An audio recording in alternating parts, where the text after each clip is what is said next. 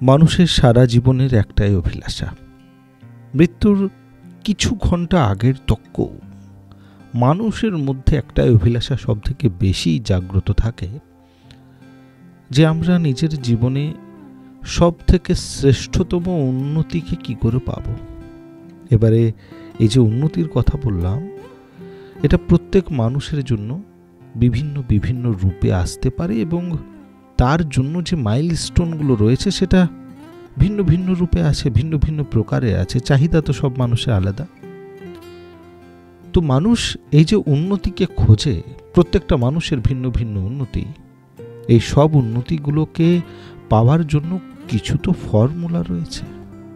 সেই ফর্মুলাটা কি, যেটা থেকে মানুষ যেটা চাইবে সেটা পাবে। আর সেই ফর্মুলাটা কি, যেটা তার জন্যে পাওয়া সব থেকে বেশি দরকার সেটাই সে পাবে। মানুষ চাইতে অনেক কিছু পারে, কিন্তু কোন জিনিসটা তার জন্য লাভকারী সেটার নির্ণয় যদি সে ঠিক মতো করে না নিতে পারে, তাহলে সে কিভাবে নেবে।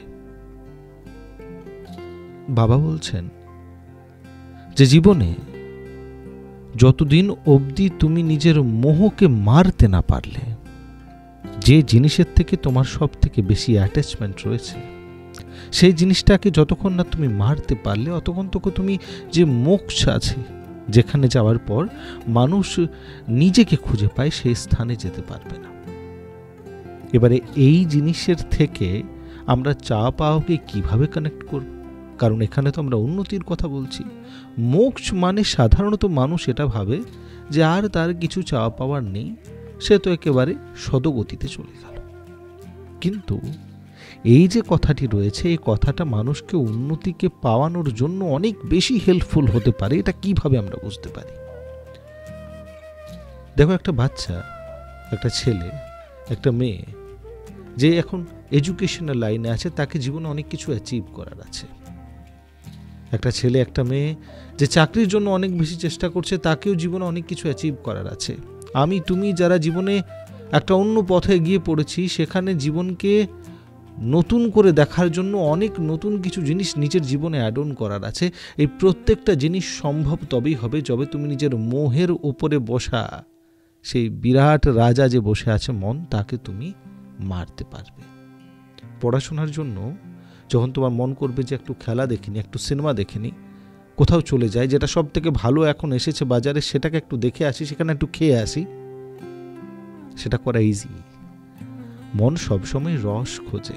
যেখানে বেশি রসিকতা আছে, সেখানেই মনের বেশি প্রীতি আছে। তো মনকে যে মেরে নিয়ে এখন বললো যে না, আমি পড়াশোনাতে বসবো, তার মানেই হচ্ছে সে মনকে মারলো, এবং এটার যে রেজাল্ট হবে সেটা সবসময় ভালো হবে। মনকে মেরে কাজ করতে গেলে রেজাল্ট সবসময় তোমার জন্য ভালো হবে। যে কাজগুলোকে করতে গিয়ে তোমাকে মনকে মারতে হচ্ছে, জেনে রাখো সেটা তোমাকে সবসময় উন্নতির পথে নিয়ে যাবে, বাবা বলছেন। আর এই উন্নতির পথে যাওয়ার জন্য মনকে সবসময় টিউনিং করার দরকার আছে। মোহ একটা এমন জিনিস মনের মধ্যে সবসময় বিরাজমান আছে, এটাকে তুমি সম্পূর্ণভাবে তো মেরে দিতে পারবে না, কিন্তু যখনই সে অনেক বেশি প্রবল হবে এবং তোমার জীবনে সব থেকে বেশি এরিয়া সেই ক্যাপচার করে বসে থাকবে, তখন তাকে একটু কন্ট্রোল করে পেছনে করতে হবে।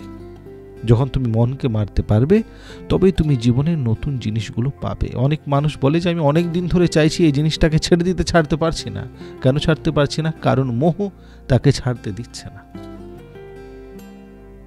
তাহলে জীবনে আমাদেরকে উন্নতি পেতে হলে সব থেকে আগে মোহকে মারতে শিখতে হবে।